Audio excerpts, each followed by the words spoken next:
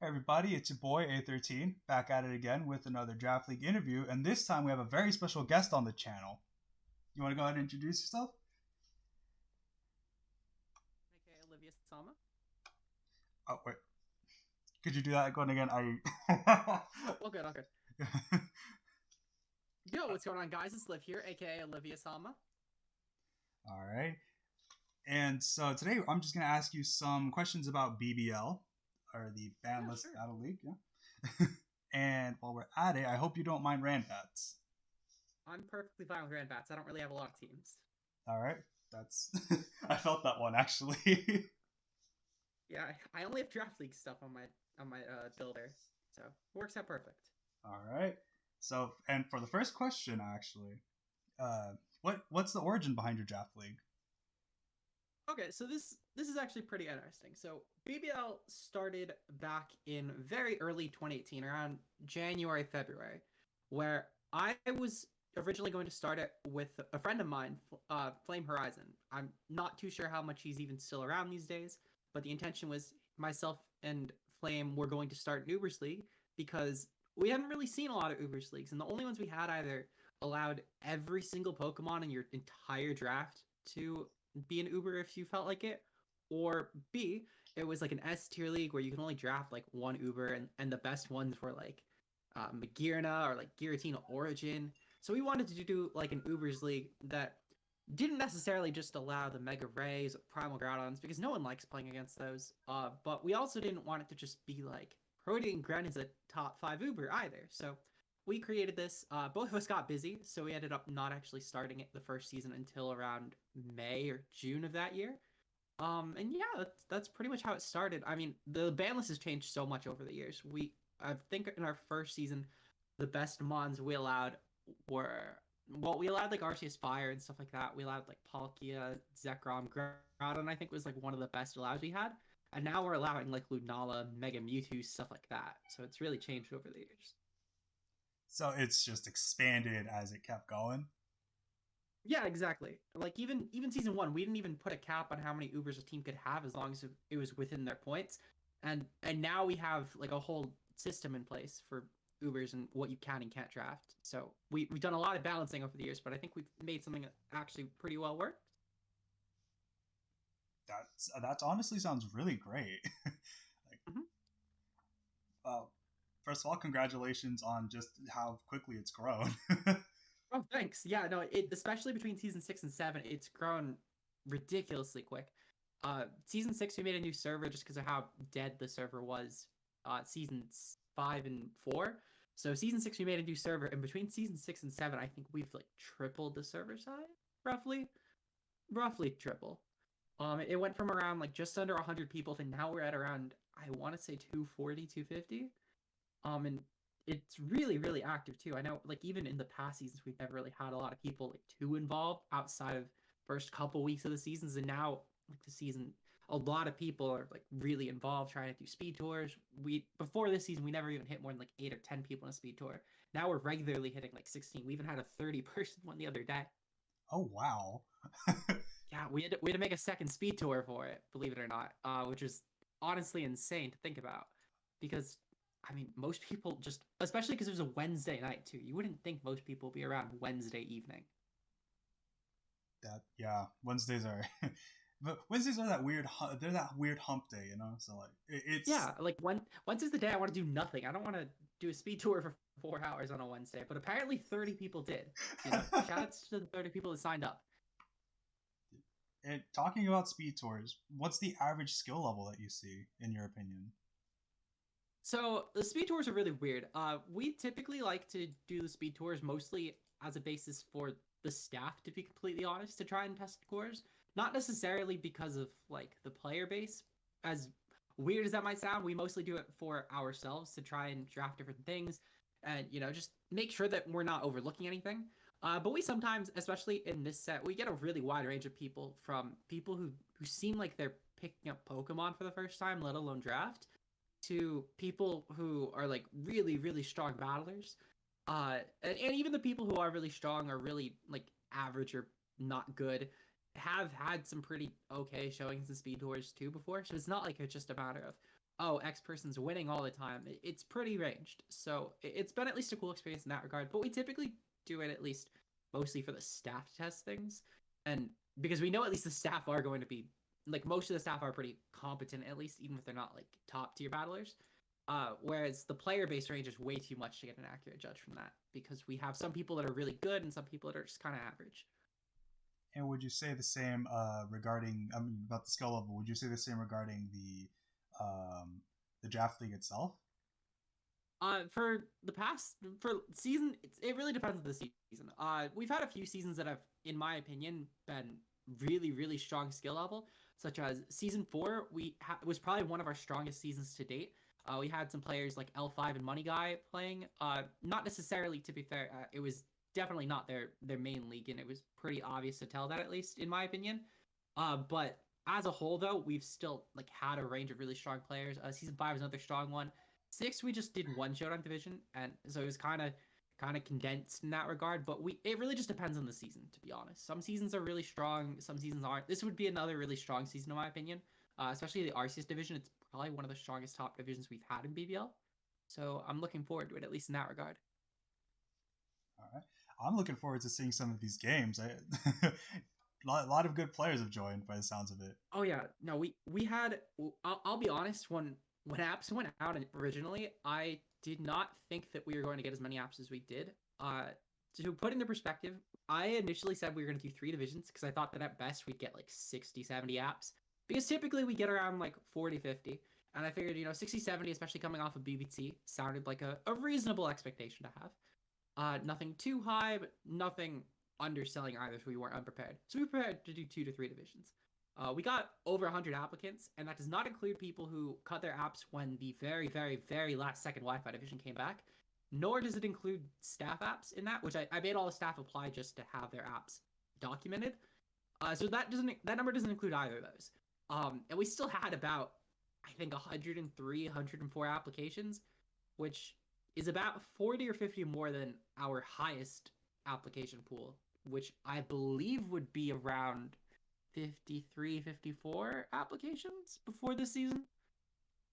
So it was a lot of people who applied, and a lot of people we sadly had to cut, even though there were some really good people in the application pool still. It was just a matter of very, very unfortunate circumstances. That's understandable, but wow, that's a lot of applicants. Yeah, like I've only ever really seen that much before for like tours and like APA when I was staff there. But typically, I mean, I wouldn't think that there would be that many people wanting to play, especially Ubers, because it's not like a main format. So you would think that objectively speaking, there would be less people that would want to apply. So it was really, really surprising to say the least when we got that many people. It was a very, very hard application because of that for this time around. But sometimes these things just sort of happen that way.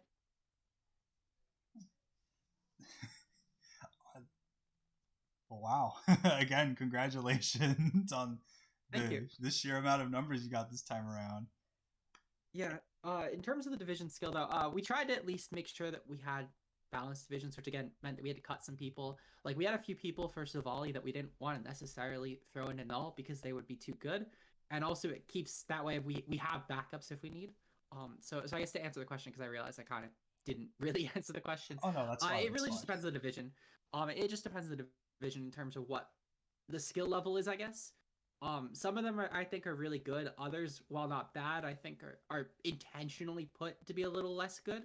Just that way, then, at least in our opinion, a little less good. So that way, then we can make sure that they're hopefully as balanced as possible.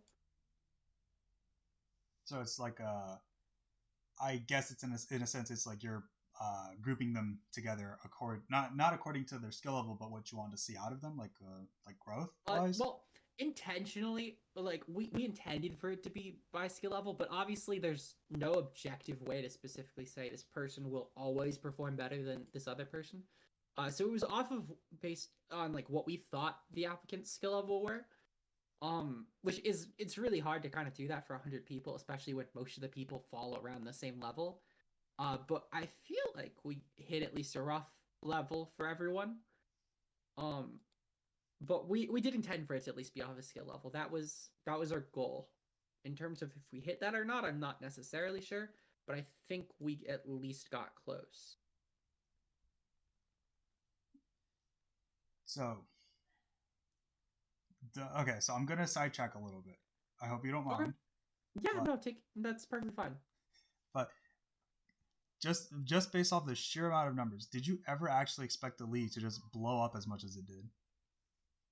Uh, that's a good question. I did not necessarily think it would. I figured that at most we would, like, even just in like a future season. This season was sort of what I felt like to be the pivotal season, I guess, towards maybe getting 100 applicant season down the line. Which I thought, like, while not possible right now, I thought it maybe could have been possible for like season 8 or season 9 if we like really worked at it. So I didn't really anticipate that to happen this season, though. I thought that at best we would maybe get like 70 apps, which I thought we'd get more, to be fair. I thought this would still be our highest applicant season, just due to the fact that we just had a tour recently that had a fair bit of people and expanded a lot of people to the format who maybe wouldn't have otherwise played. But I did not think that we would get this many apps. So I thought that that was really insane with how many apps we actually got. All right. I'm sorry, like, but that's just crazy, honestly. Like how, Yeah. yeah. So I'm a little bit lost for words myself. Yeah, it was that's sort of how I felt as well when I saw that we, on like I think day 3, had the most applicants we had before. It caught me off guard for sure. So now that you're big, right? What's some advice you want to give to smaller draft leagues? To smaller draft leagues, um, honestly, I think the best advice I could give, and this is something I see a lot of leagues do, especially a lot of like newer leagues do, even though they probably shouldn't. Uh, it might sound weird, but I do have an explanation for it. I would not recommend doing applications in your first season. As weird as that might sound, because obviously, you'd think to yourself, why not just try and see everyone who's interested? And I think the issue with that is that in the first season any given draft league, I would personally recommend just going with the first people who want to join. You could try and build up a group. Worst comes to worst, you need to replace someone. But there's also no guarantee with applicants anyway that you'll get good applicants or people that you could like really trust. So personally, I would recommend just going for whoever's interested first, because they're the people at least who are going to try and maybe seek out the league more than someone else. Not only that, but you could try and build up a community that way. Not cut off people who might potentially like really be invested or maybe looking to get really invested. Uh, Also do a league that's not just a standard draft league at this point. If you're starting out, like if you've already had an established league, that's different. But if you're just looking to start out a draft league, I would not recommend doing some sort of format that everyone else is doing, because it's less likely that someone will just apply to your league over someone else's that already has a few seasons down the belt and already has a really established community and already knows that they're doing really well for themselves. So that would be my personal advice. I believe that is sound advice. Yeah, I feel like, I mean, I've even outside of BBL, I've run a lot of other draft leagues before, so I feel like I at least have a little bit of a basis to give on that. Uh, just personally, I feel like that's definitely something I see a lot of leagues do though. I see a lot of leagues say they're like in their first season and they're starting applications, and it's really weird that leagues would do that, because it feels like, obviously, like if you have a really established community, a lot of people will join anyway. It just feels really weird to then say that you don't want certain people, because I mean applications like in general will eventually, like if someone doesn't get in, like I know we had a few people that just left the server after they didn't get in, even though they could have been subs, and we had a few of those people that were even actually like high on our sub list that just left before we could even DM them. So like there is definitely a chance that you will alienate some people with applications, which is just the sad truth of it.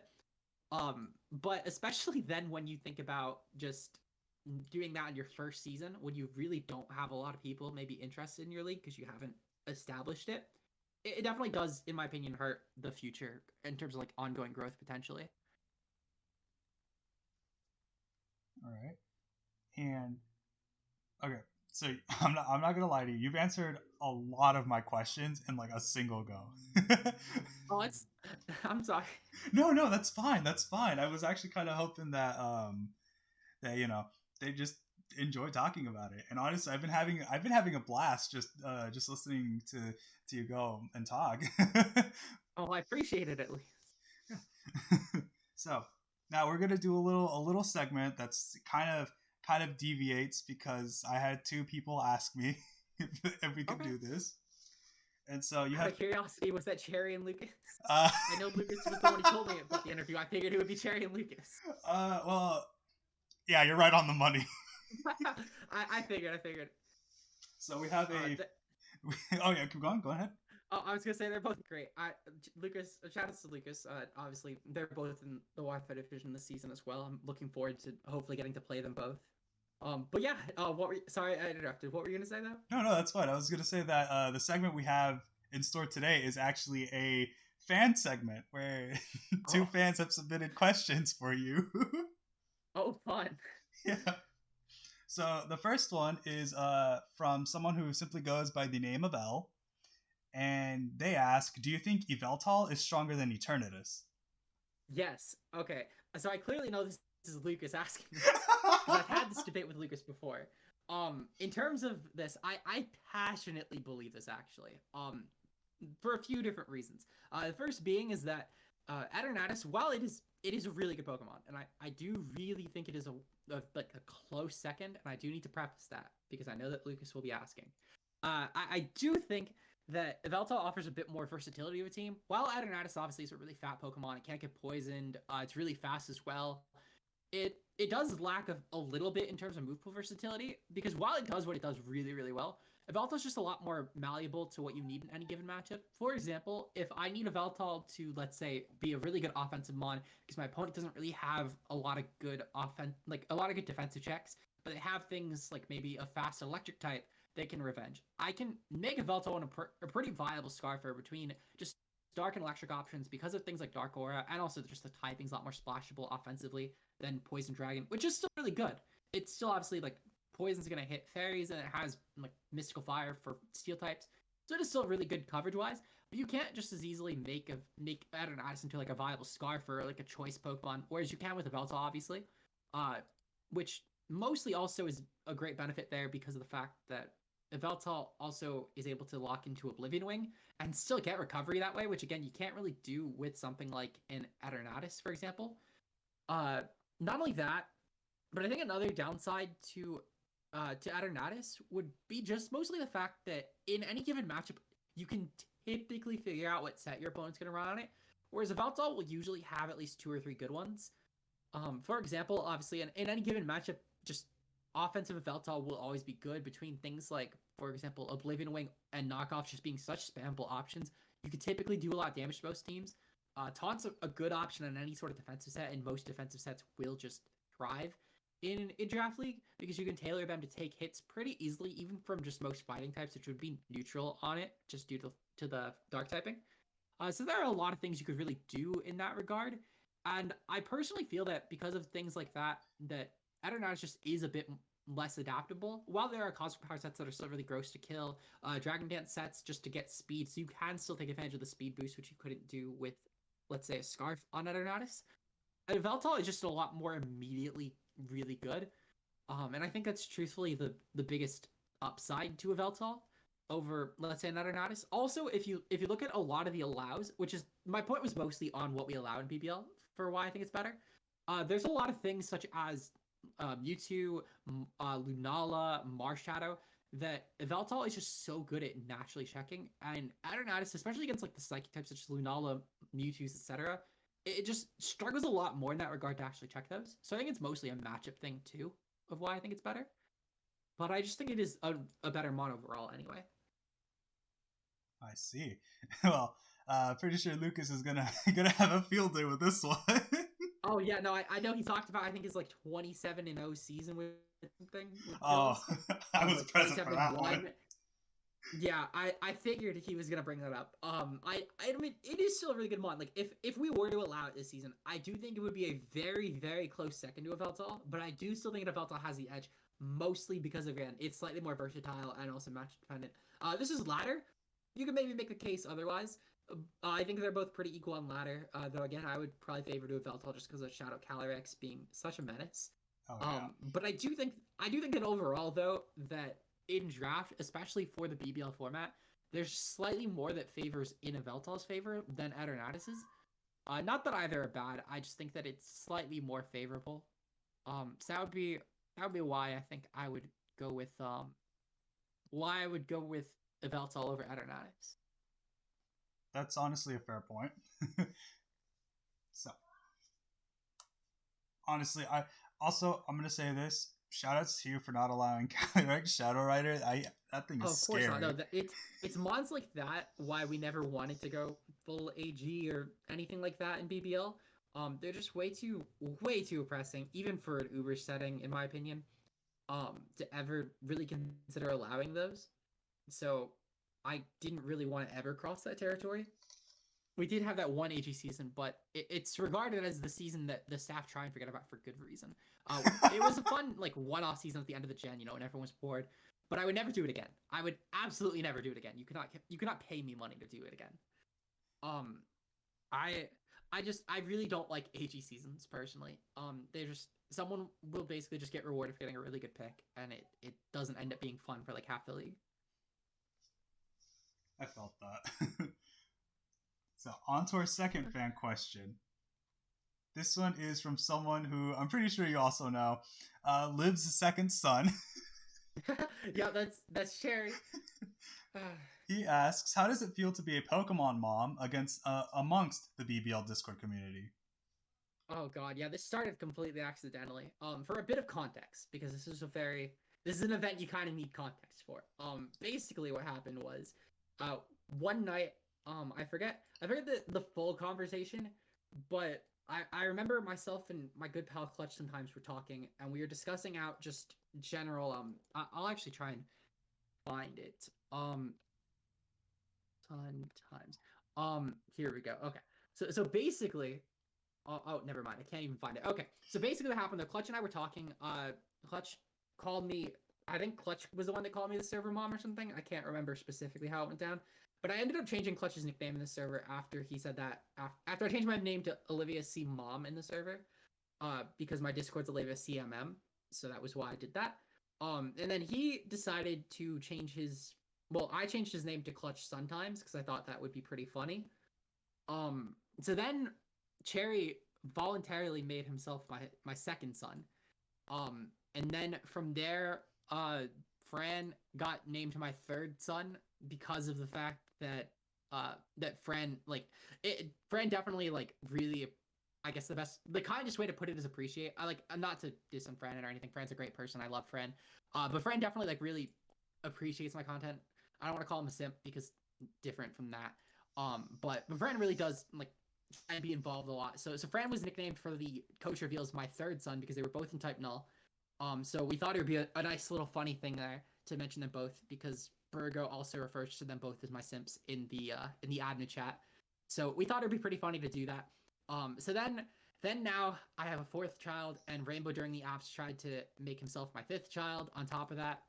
So yeah, so that's how the server mom thing started. It feels weird to be a mom at 21, even if it's just in a Discord server. But I mean, I'm sure there are weirder things, I guess. Even just in the BBL server. So I don't know. I'll take it. That's that sounds like honestly now I see why the context was needed.